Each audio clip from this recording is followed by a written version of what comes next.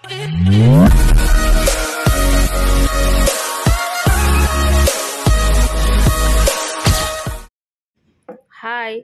এটা আমার সেকেন্ড পার্টের ব্লগ, পিকনিকের সেকেন্ড পার্ট।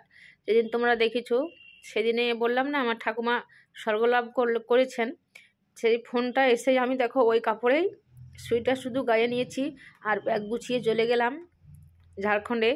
ওয়েস্ট বেঙ্গল থেকে ঝাড়খণ্ড প্রায় আমার বাড়ি থেকে আমার বাবার বাড়ি 40 কিলোমিটার। আর আমি বেরিয়ে পড়েছি রাধামাধব বলে, একদম নদীঘাটে এসে দাঁড়িয়েছি একটুখানি জল খাবো বলে।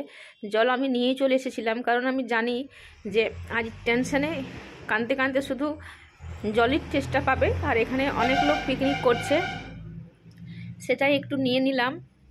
তবুও মন যেন একদম ভালো হচ্ছে না, কতক্ষণে পৌঁছাবো সেটাই মনে বয়ে চলেছে ঝড় একটা।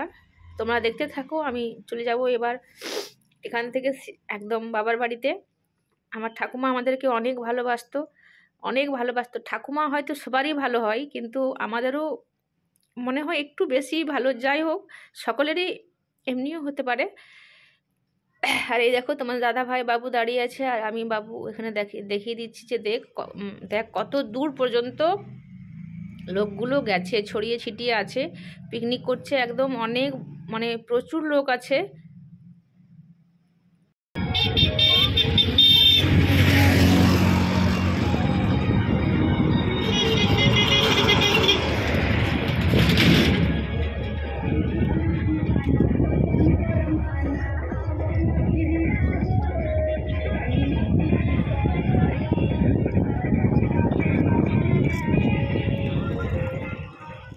আর একটুও কিছু দেখায়নি, একদম দেখে নাও। আমি ঘরে ঢুকে যাচ্ছি, আর কতগুলো লোক দাঁড়িয়ে আছে।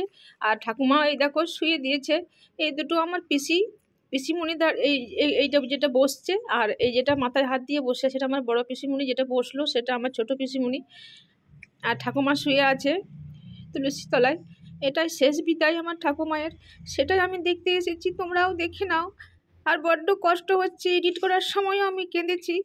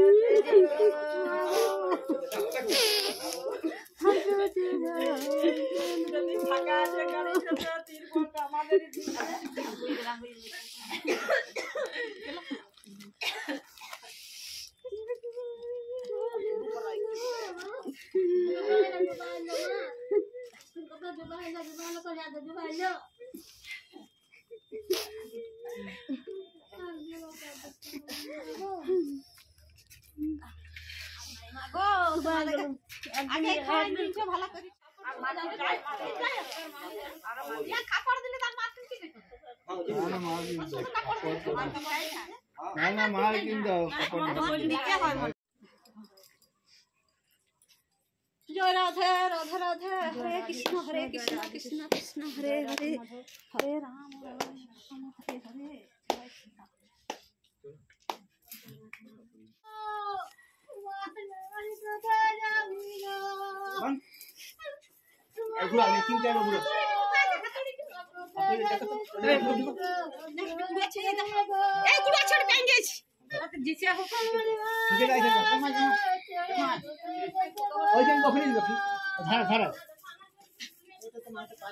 ধারা ফাটা আছে,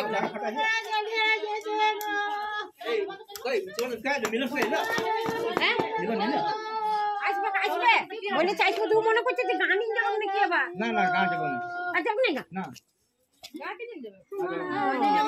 না না মনে করছে হয়তো।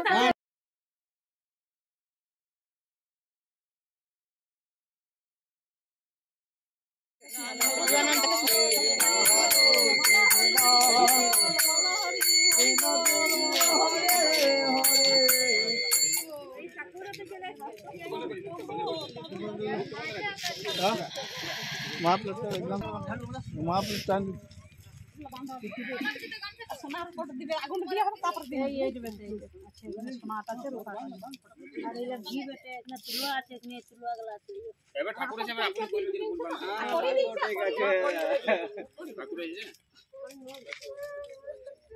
বাকি খালি কানে উলু কুচিয়ে নিয়েছে তো হ্যাঁ তুলা তুলা এই এনে সব তার মধ্যে দেখেলেন যদি ভুল বান্ধি যদি হয় দেখেলেন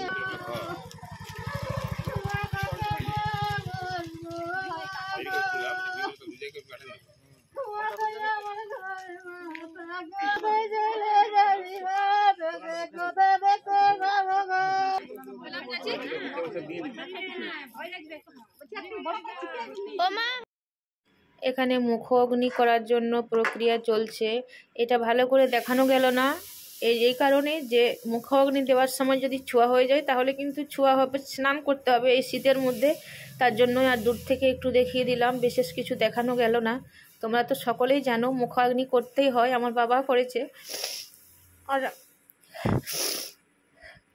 চলো তাহলে এইভাবে একটু একটু করে দেখিয়ে যাচ্ছি।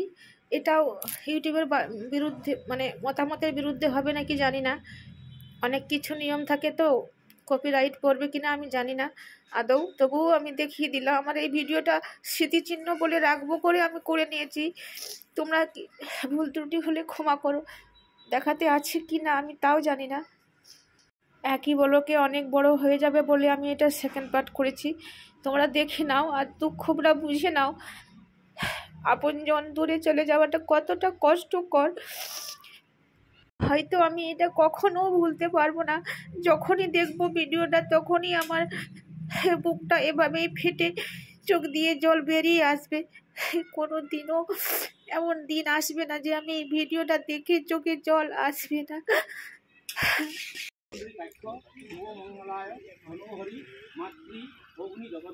মোর দিকে বলছি কেউ যায় নাই, মোর দিকে বলছি তো ওকে বলেছে তুই যে ঠাও, আর বলছি মোর দিকে কই কেউ যায় তো বলছি যাই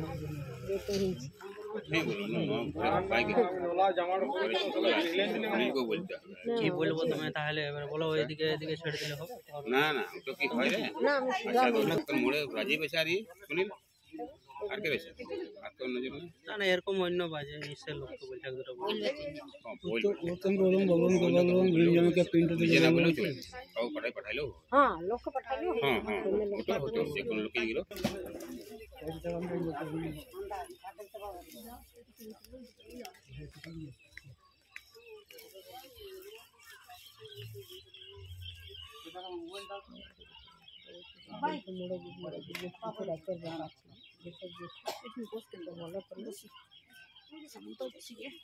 ওই উঠতে বসছি তো ওই উঠতে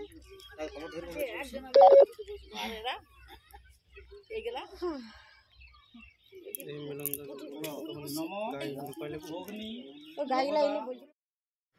চলো ঠাকুমাকে অনেকক্ষণ হলো নিয়ে চলে গেছে, প্রায় 2 ঘন্টা হয়ে গেছে।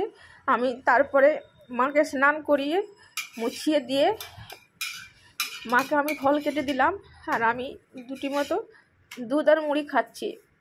আর তোমাদের দাদাভাই ভিডিও কল করেছিল, ভিডিও কলে দেখছি ঠাকুমা কীভাবে পুড়ছে সেটা সব দেখছি আর শুধু কাঁদছি। আর কিছু করার বা কী আছে বলো, যেদিন যাকে যেতে হবে ডাক পড়বে সেদিন যেতেই হবে। আমার ঠাকুমার হয়তো আজ 1 জানুয়ারি দিনে এটাই ছিল। তাহলে ব্লগটা এখানে শেষ করে দিলাম। টাটা।